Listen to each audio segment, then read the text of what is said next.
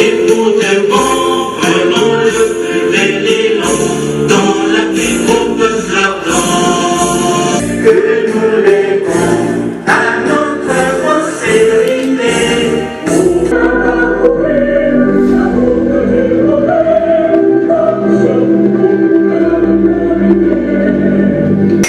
De respecter scrupuleusement le caractère solennel de la présente cérémonie académique afin que c'est... Après, nous allons nous situer au niveau pratique. Sur le plan théorique, qui nous situe dans un cadre normatif, nous avons constaté que les deux pays sous analyse disposent d'un arsenal juridique actuellement en rupture positive avec un passé constitutionnel et institutionnel pathologique. Ce qui fait qu'on peut accorder une note positive. Et là, c'est par une approche exégétique, juridique, qui nous montre que la Constitution béninoise du 11 décembre 1990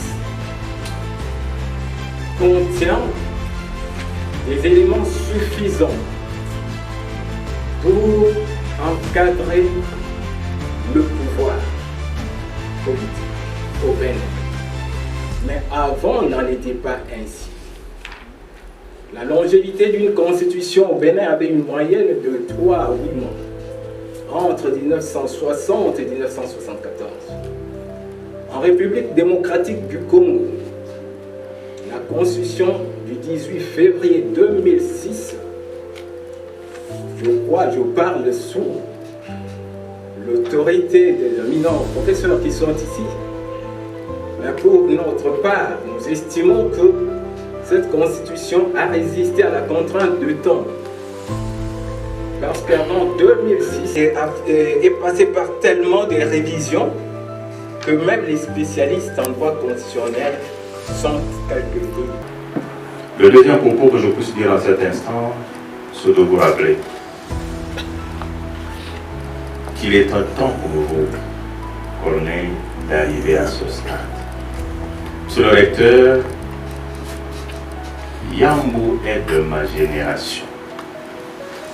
Il est né avant moi. Il a eu sa licence, je crois, 2 ans avant moi.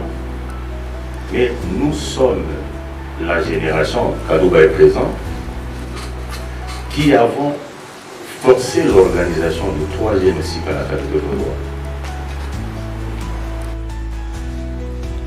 Et dans ce dialogue entre le juge et le peuple, on connaîtra par exemple les raisons fondamentales du refus, on en a parlé tout à l'heure, de l'homme politique à se plier aux décisions de la Cour. Je voulais terminer parce que cet élément de régulation est venu au travers de l'arrêt R11 0089 du 8 septembre 2015. On peut tout dire sur cet arrêt-là. Et j'espère que les compositions qui vont venir pourront s'en inspirer. Pour la première fois dans notre pays, la Cour constitutionnelle a donné des injonctions au gouvernement. Des injonctions. Et le gouvernement s'était plié. Pour la première fois, de résultats. Le jury chargé de procéder à l'organisation de l'épreuve de thèse de doctorat en droit a examiné la thèse présentée par les candidats, M. Corneille Yambouangoui, en vue de l'obtention du grade de docteur en droit. Après délibération à huis clos, le jury a pris la décision suivante. Monsieur Corneille Yambouangoui a réussi avec la mention la plus grande distinction. Et cette rigueur qui nous a tenus dans la persévérance, mais avec une perspicacité. Même quand il était en voyage, même de loin, vous pouvez me dire, Corneille,